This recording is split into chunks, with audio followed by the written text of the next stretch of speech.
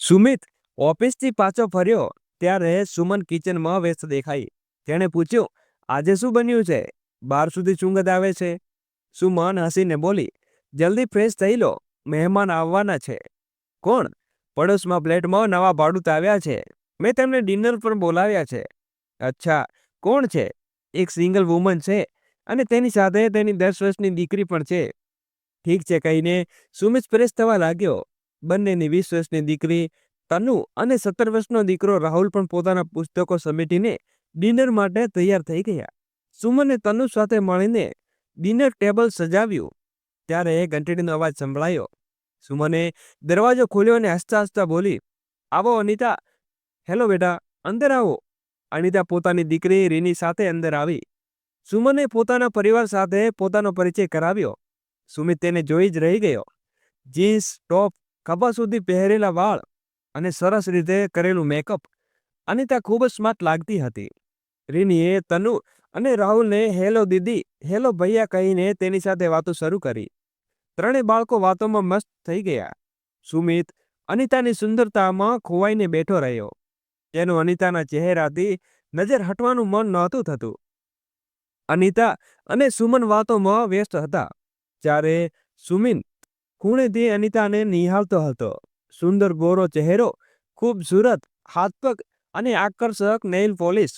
હાથમાં મોંઘું ફોન, કાન અને ગળામાં ડાયમંડ સેટ. વાહ, શું વાત હતી! સુમને મનમાં અનિતાને ખૂબ પ્રશંસા કરીને પછી વાતોમાં તરફ કાન લગાવ્યા. અનિતા દવાઓની એની મલ્ટીનેશનલ કંપનીમાં પ્રોડક્ટ મેનેજર હતી. મુંબઈમાં ફ્લેટમાં તે પોતાની દીકરી સાથે રહેવાની હતી. ઓફિસમાં કેટલાક સહકર્મચારીઓ તેને આ ફ્લેટ શોધીને આપ્યો હતો. આ સોસાયટીમાં તેનું ફ્રેન્ડ સર્કલ હતું. ખાવાની તારીફ કરતા અનિતાજી અને રીનીએ સાથે ડિનર કર્યું અને પછી થેન્ક્સ કહીને ચાલ્યા ગયા. તેના જતા પછી તનુએ કહ્યું, મમ્મી, આંટી તો ખૂબ સ્માર્ટ છે. સુમન બોલી, અને બધે ખૂબ ગમી. જેટલી પણ વાતચીત થઈ તે મને પસંદ આવી. એકલી છે એટલે આજે બોલાવી લીધી, નહીં તો આ ફ્લોર બંને ફ્લેટ બંધ પડ્યા હતા. ખાલી ખાલી લાગતું હતું. હવે કોઈક તો દેખાય છે. સુમિત મનમાં વિચારતો હતો, સિંગલ વુમન, વાહ, કેટલી સ્ત્રી, કેટલી સરળ શિકાર. એકલી છે ને 100 કામ પડશે તેને અમારી પાસે. ચાલો, ખૂબ ટાઈમપાસ થશે. અને મનમાં પોતાના વિચારો ઉપર હસી પડ્યો. પછી સુમન બોલ્યો, ચાલો, હવે તારું પણ મન લાગી રહે છે. હા, એક તો છે. સુમન બોલી. થોડા દિવસો વીતી ગયા અને અનિતાનું ઘર સેટ થઈ ગયું હતું. આ બિલ્ડિંગમાં 2 બેડરૂમ ફ્લેટ અને 2 1 બેડરૂમ ફ્લેટ હતા. સુમિતનો 2 બેડરૂમ ફ્લેટ હતો જ્યારે અનિતાનો 1 બેડરૂમ ફ્લેટ હતો. સુમન ઉત્સુકતાથી અનિતાની દિનચર્યા નોંધતો હતી. અનિતાએ સુમનની મેઇન કામ રાખી લીધી હતી. સવારે તેની પાસે કામ કરીને અનિતા રીનીને પોતાની કારથી સ્કૂલે મૂકી આવતી. પછી લંચ ટાઈમે સ્કૂલેથી લઈને સોસાયટીમાં બનેલા ડેરકોર સેન્ટરમાં મૂકી આવતી. સાંજે ત્યાંથી લઈને ઘરે પાછી આવતી. રીની ખૂબ પ્યારી અને સમજદાર બાળકી હતી. અનિતાએ તેને ખૂબ સારા સંસ્કાર શીખવ્યા હતા. અનિતા દિવસે વ્યસ્ત રહેતી, સાંજે ખાલી થતાં સુમનને મળતી. ક્યારેક તેને પોતાના ત્યાં કોફી માટે બોલાવતી તો ક્યારેક સુમન પાસે જતી. અનિતાની આત્મનિર્ભરતા સુમને ખૂબ ગમતી. શનિવારે અનિતા અને રીનીની રજા હતી. બંને મા દીકરી માર્કેટ જતા. ક્યારેક રીનીના મિત્રો આવતા તો ક્યારેક અનિતાના મિત્રો. થોડા મહિના મિત્રતા પછી સુનિતા સુમન સાથે ખૂબ ધૂળ મળી ગઈ હતી. એક દિવસ તેને સુમનને પોતાના વિશે એટલું કહ્યું કે સુમનજી, મેં મારા પતિ અને સાસરિયા સાથે નિભાવવાની ખૂબ કોશિશ કરી, પણ બધું વ્યર્થ ગયું. છૂટાછેડા લેવા સિવાય મારી પાસે કોઈ રસ્તો ન હતો અને હવે હું મારી સાથે મારું જીવન ખૂબ ખુશ છું.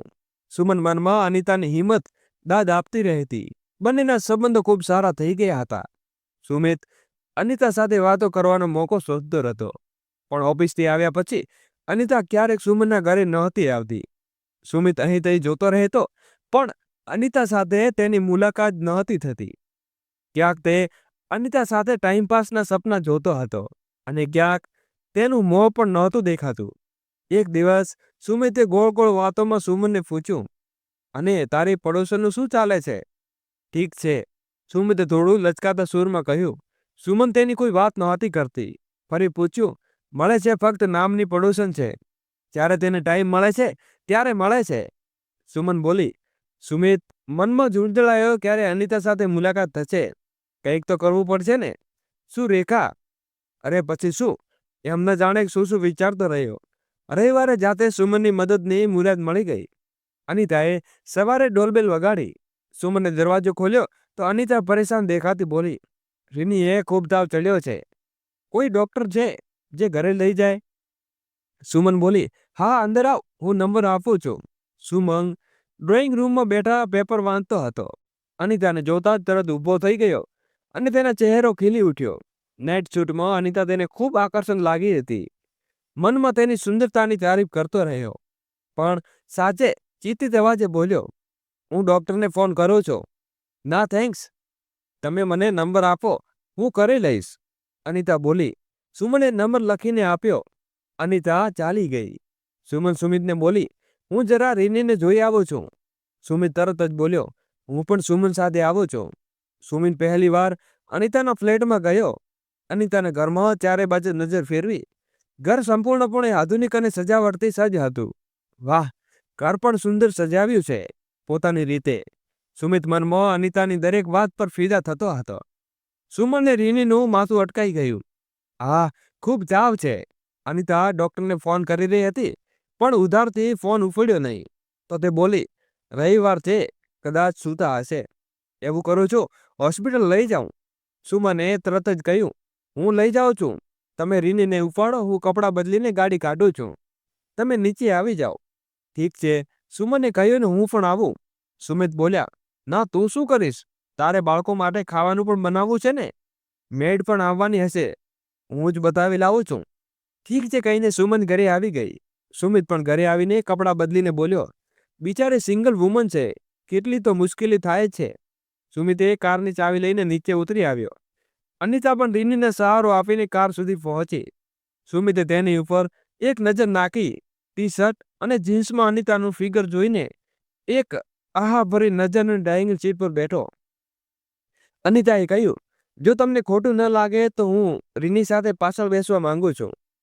હા ઠીક છે કહીને સુમિને મનમાં વિચાર્યું, ચાલો ક્યારેક આગળ બેસશે, કોઈ કામ તો પડશે જ ને, સાથમાં તો છે. પાછળ જ થઈ. શીશામાં સુમિત તેને ઘણીવાર જોતો રહ્યો. અનિતા સંપૂર્ણપણે રીનીના ખોવાયેલી હતી. રીનીએ ખૂબ તાવ હતો, તે લગભગ બેહોશ થઈ ગઈ હતી. ડૉક્ટરે ચેકઅપ કર્યું અને પછી તરત એડમિટ કરી લીધી. અનિતાએ ફોન કર્યો અને અડધા કલાકમાં તેની ઘણી બધી સહેલીઓ અને દોસ્તો પહોંચી ગયા. બધા ઓફિસના લોકો હતા, પણ તેમાં શુભચિંતક હતા, એ વાત સ્પષ્ટ અનુભવી. અનિતાએ સુમિતનો પરિચય પડોશી તરીકે કરાવ્યો. બધાના આવવાથી સુમિત સહજ થવા લાગ્યો અને બોલ્યો, હું નીકળું છું, કોઈ જરૂર પડે તો ફોન કરજો. એટલું કહીને સુમિત ઘરે આવ્યો અને સુમિતને બધી વાત કરી. સુમન બધું કામ નિપટાવીને અનિતા માટે ખાવાનું બનાવીને હોસ્પિટલ જવા તૈયાર થઈ. તો સુમિતે કહ્યું, ત્યાં તેના ઘણા જાણીતા લોકો છે, હું જ ખાવાનું આપીને આવું છું. સુમિતે મનમાં વિચાર્યું, આવું કરવાથી અનિતાના દિલમાં મારા માટે ખાસ જગ્યા બનશે અને નજદીકી વધશે તો મજા આવશે. સુમન બોલી, ઠીક છે, હું સાંજે જઈશ. સુમિત તારી સીધે તૈયાર થઈને અનિતા માટે ખાવાનું લઈને હોસ્પિટલે પહોંચ્યો તો તેને એકલી જોઈને ખૂબ ખુશ થયો. તે રીની પાસે એકલી બેઠી હતી. બધા દોસ્તો ગયા હતા. અનિતાએ ખાવા માટે સુમિતને ઘણીવાર થેન્ક યુ કહ્યું. સુમિત અનિતા સાથે થોડો સમય રહીને ખુશ હતો. તે થોડીવાર રીનીની તબિયત વિશે વાતો કરતો અને સુમિત પોતાની રીતે અનિતાને પ્રભાવિત કરવાનો કોઈ મોકો છોડતો ન માગતો હતો. ત્યાં જ અનિતાની એક સહેલી પણ ખાવાનું લઈને આવી. તો અનિતા હસી પડીને બોલી, મારું ધ્યાન રાખનાર કેટલા લોકો છે. થોડી વાતચીત પછી સુમિત ઘરે પાછો આવ્યો. સાંજે સુમન અનિતા માટે ડિનર લઈને ગઈ. અનિતાએ પ્રેમથી સુમનનો હાથ પકડી લીધો અને તમે મારા માટે કેટલું કરો છો, thank you very so much. તો પછી શું થયું અનિતા, આપણે દોસ્ત છીએ, પડોશ છીએ, આટલું તો અમારું ફરજ બને છે ને. તું નકામી અનૌપચારિક ન પડતા. રીનીની વાત સંભાળ રાખ. અને હા, સવારે તું એમ જ ઉઠીને આવી ગઈ હતી. રાતે રોકવા માટે તને કપડાની જરૂર પડશે ને.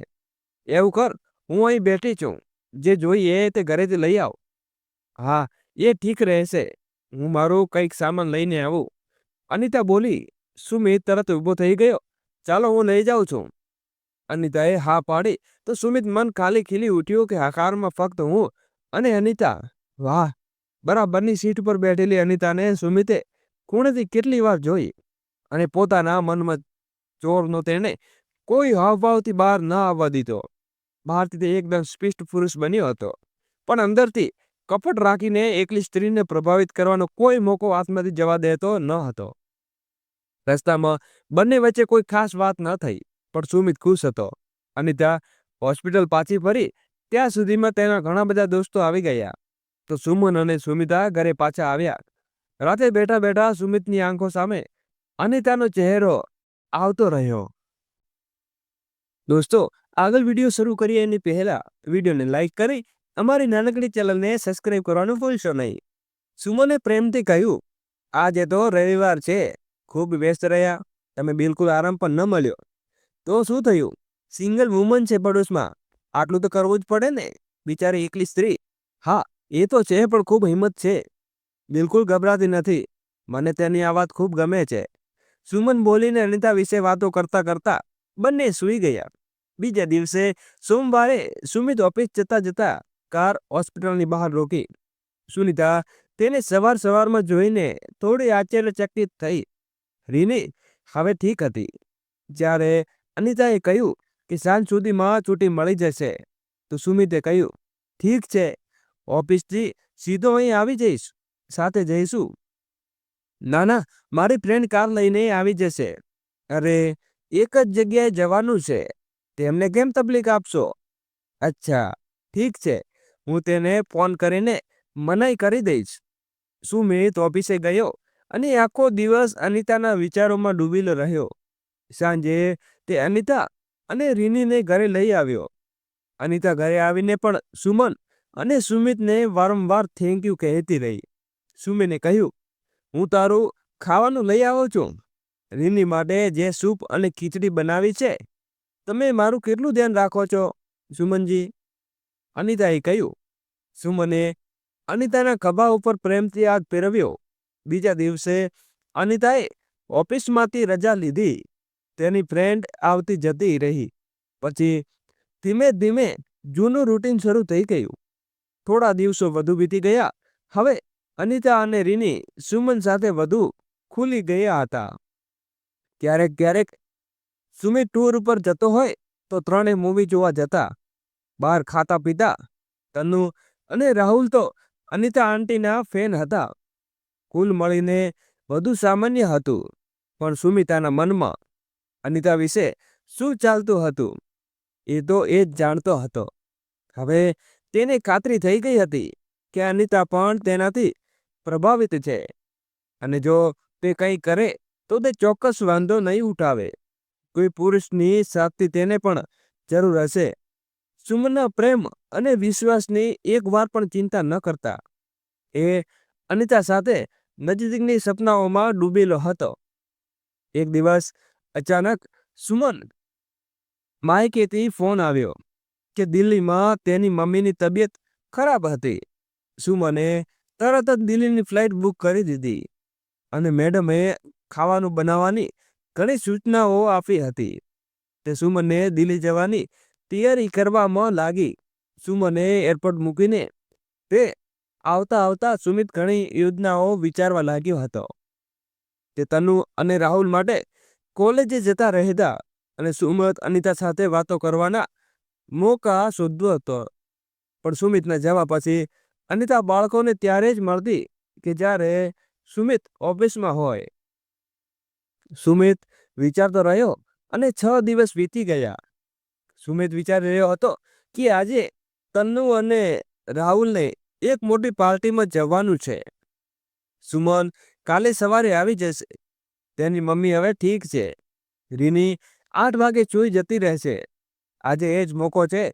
આજે જ અનિતાની નજીક જવાની કોશિશ કરશે. તે મનમાં ઘણી યોજનાઓ ઘડતો રહ્યો. સાંજે તનુ અને રાહુલ પાર્ટીમાં ગયા. તેમણે કહ્યું હતું કે પાછા આવતા 11 વાગી જશે. સુમિતે નાહી ધોઈને સારો કુર્તો પાયજામ પહેર્યો અને પરફ્યુમ લગાવ્યું. ઘરમાં સારું રૂમ સ્પ્રે કર્યું અને બેડરૂમ ગોઠવ્યું. મેઇન્ડે ખાવાનું બનાવીને રાખેલું તે ગરમ ખાઈને લીધું અને સમય જોતો સવાર રાતના 9 વાગ્યા હતા. સુમન સાથે ફોન પર વાત કરી લીધી હતી. તનુ અને રાહુલ સાથે સાથે વાત થઈ ગઈ. તેમણે પણ આવવા હજુ ઘણો સમય હતો. રીની સૂઈ ગઈ હશે બધું મનમાં હિસાબ લગાવીને સુમિતે અનિતાના ઘરની ઘંટડી વગાડી. તેને દરવાજો ખોલ્યો તો સુમિતે કહ્યું, એક તકલીફ આપવી છે, પ્લીઝ એક કપ કોફી બનાવી આપશો. મેઇન્ડે ક્યાં રાખી છે ખબર મળતી નથી. મારા હાથમાં ખૂબ દુખાવો થાય છે. તમને કોઈ તકલીફ તો નથી થાય ને? અરે ના, તમે ચાલો હું લાવું છું. તમને આ સમય કોફી પીવાની આદત છે ને? મારી પણ લઈ આવું, સાથે પીએ કહીને સુમિત ઘરે પાછો આવ્યો. 10 મિનિટ પછી દરવાજાની ઘંટડી વાગી. અનિતાના ટ્રેમાં એક કપ કોફી લઈને આવી અને સુમે હાથથી તેની અંદર આવવાનો ઈશારો કર્યો. અનિતા અંદર આવતા જ સુમીને દરવાજાથી બધું બંધ કરીને પૂછ્યું, તમે તમારા માટે કોફી નથી લાવ્યા? ટ્રે ટેબલ ઉપર મૂકીને અનિતા સીધી ગઈ. ત્યાં જ સુમિતે તેના ખભા ઉપર હાથ મૂકીને કહ્યું, બેસો ને, ક્યારનાથી તમને કંઈ કહેવા માંગો છો. પછી અચાનક અનિતાની બાજુમાં દબાયેલા બેગને જોઈને તે બોલ્યો, આમાં શું છે? અનિતાએ તેના ઉપર વ્યંગભરી મુસ્કાનમાં ફેંકી. બેગની ચેન ખોલીને એક સ્પ્રે કાઢ્યો અને બોલી, આમાં ખાસ સ્પ્રે છે. શું તમે જોશો કે આ કેવું કામ કરે છે? સુનિતાએ વિચાર્યું કે કોઈ માદક સ્પ્રે હશે. તેની નજીક બેસ્યો તો સુનિતા તેના ઉપર સ્પ્રે કરી દીધો. અનિતા ગુસ્સે થઈને બોલી, એ લપણ પુરુષ હોય ઇલાજ હંમેશા મારી પાસે રહે છે, જે સિંગલ વુમનને સરળ શિકાર સમજે છે. પછી સુમિતનો ચહેરો જોઈને બોલી, ઉપ સોરી, આ તો તમારા ઉપર થઈ ગયું. સુમિત દુખાવાથી કણસતો હતો. અનિતા બોલી, તમે મોઢો ધોઈ લો, કદાચ રાત સુધીમાં તેની અસર ઉતરી જશે અને કોઈ ગેરસમજ હોય તો પણ દૂર થઈ જશે. પછી અનિતા આરામથી સુમિતના ઘરેથી નીકળીને પોતાના ઘરે ચાલી ગઈ. સુમિત ભયંકર બળતરાથી છટપટાતો ઝડપથી પોતાના બાથરૂમમાં શાવર નીચે ઊભો રહ્યો. તેની આંખો બહુ બળતી હતી. તે અનિતાને ગાળો દેતો હતો. આંખોની બળતરા થોડી ઓછી થઈ તો ઝડપથી કપડાં બદલીને ભીના કપડાં મશીનમાં નાખ્યા. તન્નુ રાહુલ આવ્યો તો સુમિતની આંખો લાલ જોઈને ચિંતિત થઈ ગયા. બસ આંખનું ઇન્ફેક્શન થયું છે, તબિયત ઠીક નથી કહીને સુમિત ઝડપથી સૂઈ ગયો. સવારે સુમન જાતે ટેક્સી લઈને આવીને સૌ સાથે વાતો કરી રહેતી હતી. પછી તે દિનેલી આવેલી મીઠાઈ અને અનિતાને આપવા ગઈ. ત્યાંથી પાછી આવીને બહાર જોતા બોલી, કેટલો જોરથી વરસાદ પડે છે, જુઓ. અનિતા પહેલા રીનીને સ્કૂલે મૂકશે અને પછી ઓફિસ જશે. બિચારી સિંગલ વુમન, આવાની જિંદગી કેટલી તકલીફો હોય છે. કોઈ બિચારી નથી હોતી. Single woman. સુમનને ચીડાઈને કહ્યું. સુમન કંઈ સમજી નહીં, બસ તેનું મોં જોતી રહી, જે હજુ લાલ હતું. દોસ્તો, જો તમને આ વાર્તા થોડી સારી લાગી હોય તો લાઈક કરો અને ભૂલશો નહીં વાર્તા સાથે ફરી મળીશું. ખૂબ ખૂબ આભાર. જય શ્રી કૃષ્ણ. રાધે રાધે.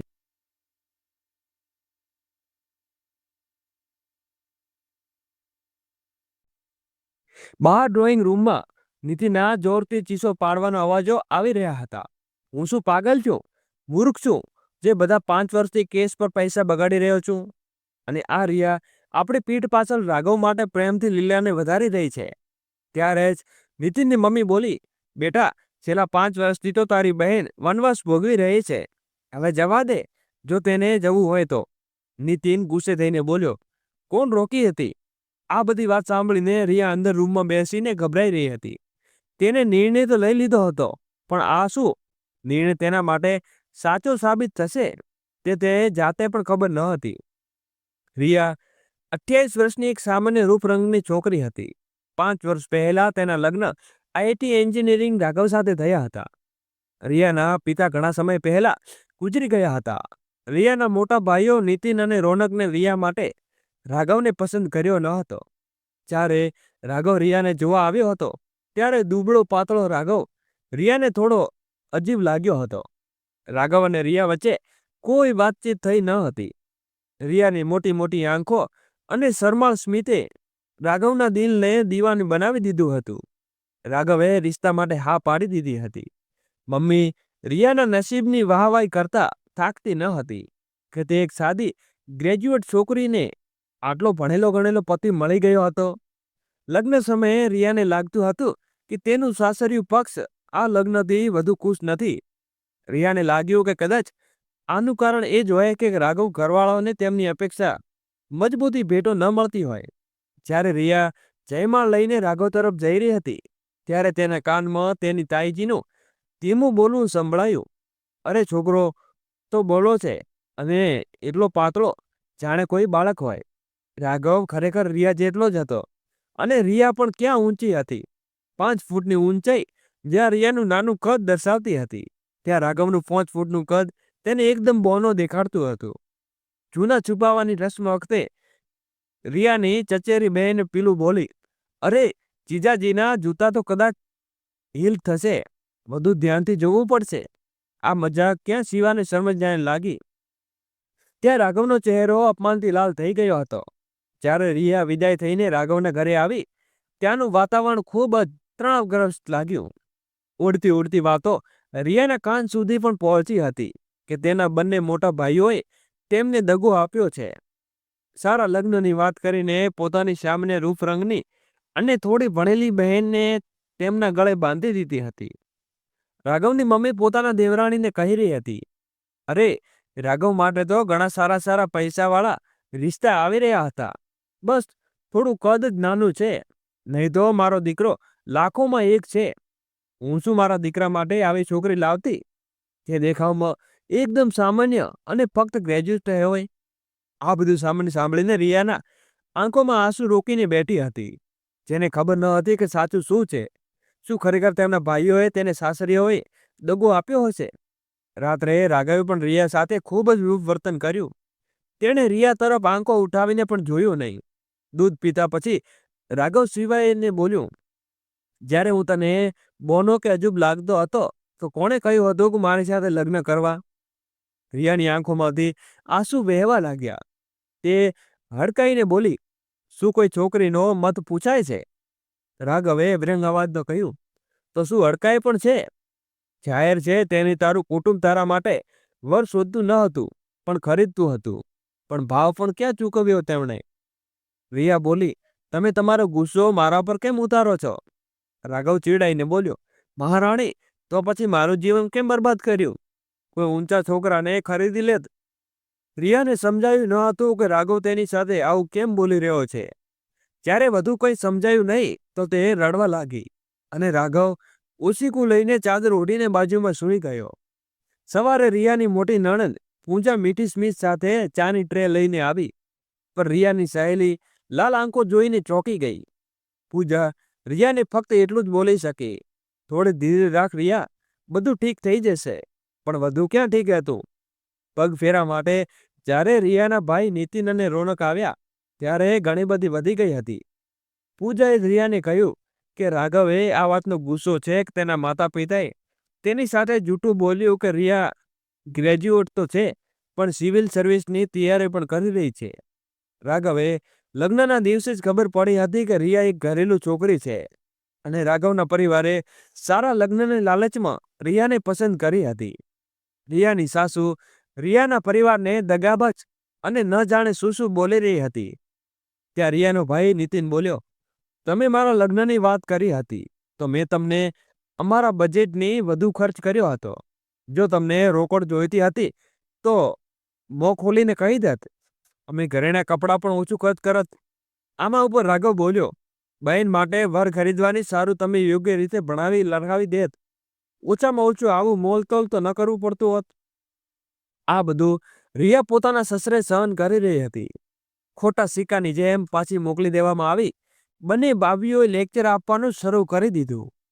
પહેલા જો ભણવામાં ધ્યાન આપ્યું હોત તો આ નોબત ના આવી હોત. રિયા કોઈ અવન ન હતી, પણ તેની પાસે એવી કોઈ પ્રોફેશનલ ડિગ્રી ન હતી જેના આધારે તેને નોકરી મળી શકે.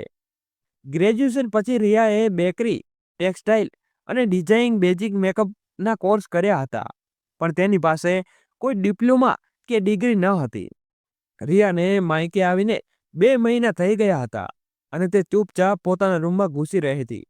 નીતિશ અને રોનકે સિયાને મરજી ન હોવા છતાં રાઘવ પર ભરણપોષણ અને ઘરનું ઈશાને છુટકારાનો કેસ દાખલ કરી દીધો હતો. બંને ભાભીઓને પણ પોતાના પતિની હામાં હા મિલાવતા કહ્યું, આ તો રાઘવે કર્યું જ પડશે ને. રિયાએ તે રૂપ અને પથ્થરદિલ માણસને જોઈને કંઈ નહોતું જોઈતું, પણ તે મજબૂત હતી. રિયા મનમાં વિચારતી હતી કે કમસે કમ એકવાર રાઘવ મારી સાથે વાત કરી લત, પણ ના, તેણે તો પોતે જ તેને ગુનેગાર ઠેરવીને ચુકાદો સંભળાવી દીધો હતો. એ પણ તે ગુના માટે જે ક્યારેય કર્યો જ ન હતો. કોર્ટના કેસ ચાલી રહ્યો હતો. દરેક તારીખ પછી બીજી તારીખ આપી દેવાતી. ભાઈઓએ જોશ અને ગુસ્સો બંને હવે ઓછા થઈ ગયા હતા. ઈધર ભાભીઓએ પણ ધીમે ધીમે પોતાનું કામ શિવા તરફ ખસેડવાનું શરૂ કરી દીધું હતું. શિયાની માતાની ચિંતા વધી જતી હતી. તેમણે સમજાતું ન હતું કે શિયાનું શું થશે. તે દીકરીઓ પર આરોપ લગાવતી તેઓ રિશ્તા પહેલા ખુલીને વાત કરી લેતી જોતી હતી. દીકરાઓએ પોતાની સફાઈમાં કહેતા, માં, વધુ તો તમને પૂછીને જે કર્યું હતું, પણ હવે તમે અમને દોષી ઠેરવો છો. રિયાને લાગતું જાણે કે તેના કારણે જ ઘરનું વાતાવરણ તણાવગ્રસ્ત થઈ ગયું હતું. એક દિવસ આવું જ કારણ બન્યું અને રિયાની ભાભી અને મામી વચ્ચે તું મેં થઈ ગયું. રિયાએ ન જાણે શું વિચારીને ફોન રાઘવને મેસેજ કરી દીધો, મારે તમને મળવું છે, હું કેસ વિશે કંઈક ચર્ચા કરવા માંગુ છું. 1 કલાક પછી રિયાએ જોયું તો રાઘવ હજુ સુધી મેસેજ વાંચ્યો નથી. તેણે લાગ્યું કે કદાચ તે ફોન વધુ આવતો નથી. ત્યાં તેનો મેસેજ આવ્યો, ઠીક છે, રવિવારે મળી લઈએ, સમય તું કહી દે. રિયાએ મેસેજ મોકલ્યો, બપોરે 12 વાગે રંગોલી રેસ્ટોરન્ટમાં મળીએ. રાઘવનો જવાબ આવ્યો, ઠીક છે. રિયાએ ફોન ફરી મેસેજ મોકલ્યો, આ મારો નંબર સેવ કરી લેજો, જો શોધવામાં તકલીફ પડે તો ફોન કરજો. રિયાએ કહી દીધું, પણ હવે તેને ડર લાગતો માંડ્યો. તે મનમાં વિચારતી હતી કે જો રાઘવ પોતાના ઘરવાળાઓ સાથે વાત આવ્યો તો તેની બરાબર ફતેદી થઈ જશે. ક્યારેક રિયા વિચારતી કે ત્યાં જશે નહીં, તો ક્યારેક લાગતું જો રાઘવ તેને મેસેજમાં સ્ક્રીનશોટ તેના ભાઈઓને મોકલી દેશે તો ન જાણે શું થશે. શનિવારની આખી રાત રિયા પડખા બદલાવતી રહી. રવિવારે તેને ઘરવાળાઓને કહી દીધું કે તે એક સહેલીના ઘરે જઈ રહી છે લંચ માટે. જ્યારે રિયા તૈયાર થવા લાગી તો તેને સમજાતું ન હતું કે શું પહેરે. પહેલા મરૂન રંગ પહેર્યો તો ખૂબ તેજસ્વી લાગ્યો, પછી સફેદ રંગ પહેર્યો, લાગ્યું કે ક્યાંક રાઘવ તેનું ન વિચારે કે તેને ગુમાવવાનો શોખ બતાવી રહી છે. પછી ઘણું વિચારીને રિયાએ હળવા આસમાની રંગનો કુર્તો પહેર્યો, સાથે ચાંદીની બુટીઓ, નાની કાળી બિંદી, હળવું મેકઅપ, જે રિયાનું રૂપને સૌમ્યતા આપી રહ્યું હતું. જ્યારે રિયા રંગોળી રેસ્ટોરન્ટ પહોંચી તો રાઘવ પહેલેથી જ બેઠો હતો. રિયાને જોતા જ તે ઊભો થઈ ગયો અને મુસ્કાતો તેની પાસે આવ્યો. બંને 5 મિનિટ સુધી ચૂપચાપ બેઠા રહ્યા. બંનેને સમજાતું ન હતું કે વાત કેવી રીતે શરૂ કરવી. ત્યાં વેઇટરે આવીને તેમની વચ્ચેની શાંતિ તોડી અને તેનું મેનુ કાર્ડ આપી દીધું. રાઘવે રિયાને કહ્યું, ઓર્ડર તું કરી દે. રિયાએ વેજીટેબલ ઇડલી અને ફોર્સ કોફી ઓર્ડર કરી. રાઘવે ગળું ખંખીરીને બોલ્યો, આગળ શું વિચાર્યું છે? રિયાએ જવાબ આપ્યો, ખબર નહીં, પહેલા ઘણું બધું વિચારતી હતી, પણ હવે કંઈ નહીં વિચારતી. રાઘવ બોલ્યો, જો આપણે ભલે કાગળો પર હોઈએ પણ હજુ પતિ પત્ની છીએ ને. તારા ભાઈઓએ મારા ઉપર જે કેસ નોંધાવ્યો છે તે બધું જૂઠું છે. તને ખબર નથી લાગતું કે તેઓ મને બિનજરૂરી તકલીફ આપી રહ્યા છે. તેમના કારણે મારી સારી એવી નોકરી ગઈ. આના ઉપર રિયા બોલી, રાઘવ, હું શું કરું? મારા ભાઈઓ છે જે મારી સાથે ઊભા છે. રાઘવે કહ્યું, તારી સાથે નહીં, પોતાના અહંકાર સાથે ઊભા છે. રિયાએ જવાબ આપ્યો, કોઈ તો સહારો જોઈએ છે મને. આના ઉપર રાઘવ ગુસ્સામાં બોલ્યો, કેમ, અપંગ છે શું? મારી એવી દેખાય પણ ઠીકઠાક છે. રિયા બોલી, પણ તારી જેમ ભણેલી લખેલી નથી ને. નોકરી કરી શકું? રાઘવે કહ્યું, ગ્રેજ્યુએટ તો છે, કંઈક તો કરી શકે છે. તો મેં સાંભળ્યું હતું કે તું ખૂબ ટેલેન્ટેડ છે. રિયાએ જવાબ આપ્યો, હા, મેં બેકરી, મેકઅપ વગેરેના કોર્સ કર્યા છે, પણ તેનાથી મને શું નોકરી મળશે? રાઘવે કહ્યું, રિયા, તું બાળપણથી જ હું મારા નાના કદને કારણે એટલી હીન ભાવથી ભરાઈ ગયો હતો કે ભણવા સિવાય મને પોતાનું આગળ રાખવાનો બીજો કોઈ રસ્તો દેખાતો ન હતો. હું તો બસ એક ભણેલી લખેલી પ્રેમ કરનારી સાથે ઈચ્છતો હતો. પણ મારા પરિવારવાળાઓએ અને તારા પરિવારવાળાઓએ મળીને મારું જીવન બરબાદ કરી દીધું છે. રિયા બોલી, તું સાચું કહે છે. મારું પણ જીવન તો જાણે ખૂબ આનંદ બાબત છે. રાઘવ બોલ્યો, તારી સાથે તારો પરિવાર તો છે, મારી સાથે તો કોઈ નથી. હું એકદમ એકલો પડી ગયો છું. મિત્રો વચ્ચે મજાકનો પાત્ર બની ગયો છું. બધાને લાગે છે કે મારા કદના કારણે મારી પત્ની પણ મને છોડીને ચાલી ગઈ છે. સિયા બોલી, આ તો એકદમ જૂઠું છે. હું તો આખા નાટકમાં ફક્ત એક કઠપૂતળી છું. રાઘવે જવાબ આપ્યો, કેમ કઠપૂતળી બની છે? હા રિયા, ઉઠો અને પોતાના માટે ઊભા રહેતા શીખો. બંને ઘણા સમય સુધી વાતો કરતા રહ્યા. જ્યારે રિયાના ઘરેથી ફોન આવ્યો ત્યારે બંનેને સમયનો અંદાજો આવ્યો. તે મુલાકાત પછી રિયા અને રાઘવની વાતો નિયમિત થવા લાગી. રિયાએ રાઘવમાં એક સારો મિત્ર મળી ગયો હતો. જ્યારે રાઘવને લાગ્યું કે રિયા વિશે કેટલો ખોટો હતો. રિયા પાસે ભલે એન્જિનિયરિંગની ડિગ્રી ન હતી, પણ તે ખૂબ ટેલેન્ટેડ હતી. રાઘવની સલાહ ઉપર રિયાએ ઘરેથી જ બેન્કિંગના ક્લાસ શરૂ કરી દીધા હતા. આવક ઓછી હતી, પણ આત્મસન્માન વધારે હતું. હવે રિયાને વિશ્વાસ થઈ ગયો હતો કે તે આત્મનિર્ભર જીવન જીવી શકે છે. પરજીવીને જેમ તે કોઈની સલાહ જરૂર નથી. અને રિયાનું મન રાઘવ તરફ ઢળતું હતું. પણ તેને લાગતું હતું કે રાઘવના લાયક નથી. બીજી તરફ રાઘવ તેટલું સિયાને મળતો તેટલું તેની તરફ ખેંચાતો જતો હતો. એક દિવસ રાઘવે રિયાને મેસેજ કર્યો અને લંચ માટે બોલાવી. લંચ કરતા રાઘવ હસતા હસતા બોલો, સિયા, ઘરે શું કહીને આવે છે? સિયા શરમાતા બોલી, શૈલીના ઘરે જાઉં છું. રાઘવ થોડું રોકાઈને બોલ્યો, શું આ રિશ્તાને ફરી એક તક આપવા માંગે છે? જો તને ઠીક લાગે તો. હું તારા વિશે ખોટો હતો. તું ખૂબ સમજદાર અને ટેલેન્ટેડ છોકરી છે. શું મારી જીવનસાથી બનવું પસંદ કરીશ? રિયા બોલી, રાઘવ, પણ મારા ભાઈઓએ જે કિસ કર્યો છે તે. રાઘવ બોલ્યો, જો તું તૈયાર હોય તો બાકી બધું હું સંભાળી લઈશ. ઘરે આવીને રિયાએ જ્યારે આ વાત મમ્મીને કહી તો તે બોલી, તને વિશ્વાસ છે કે રાઘવ તારો સાથ આપશે? હમણાં તો તારા ભાઈઓ તારી સાથે ઊભા છે.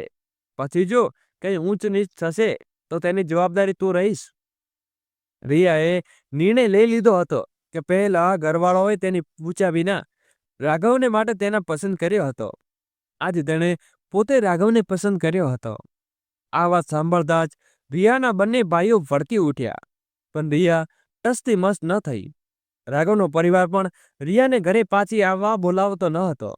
પણ રાઘવે કોઈ પરવા ન કરી અને રિયાના ઘરે પહોંચી ગયો. રિયાના બંને ભાઈઓ સામે હાથ જોડતા રાઘવ બોલ્યો, ભૂલ મારી હતી કે મેં રિયા સાથે વાત કર્યા વિના તેને માયકે પાછી મોકલી દીધી હતી. ફક્ત ગેરસમજના કારણે અમે બંને છેલ્લા 5 વર્ષથી વનવાસ ભોગવી રહ્યા છીએ. આજે તમે મારી પાસે રિયાને વિદાય કરો, જેથી અમે વનવાસમાંથી ગૃહસ્થ આશ્રમમાં પ્રવેશ કરી શકીએ.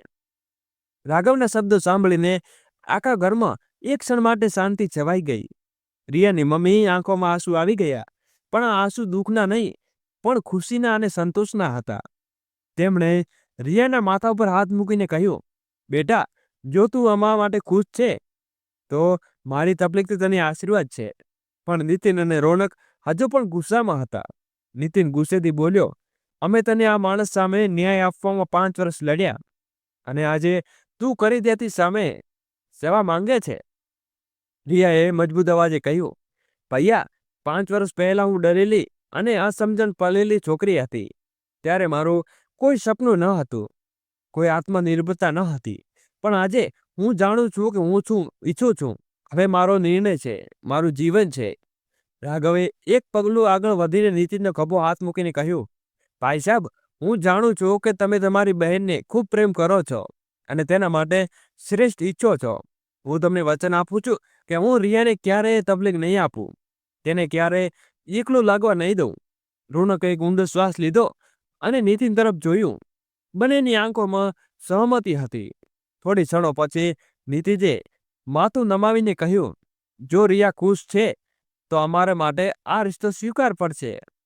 રિયાની આંખોમાં ભીની થઈ ગઈ અને તે દોડીને તેના ભાઈને ગળે લાગી. આખા ઘરમાં લાગણીઓનો સમંદર ઉમટી પડ્યો.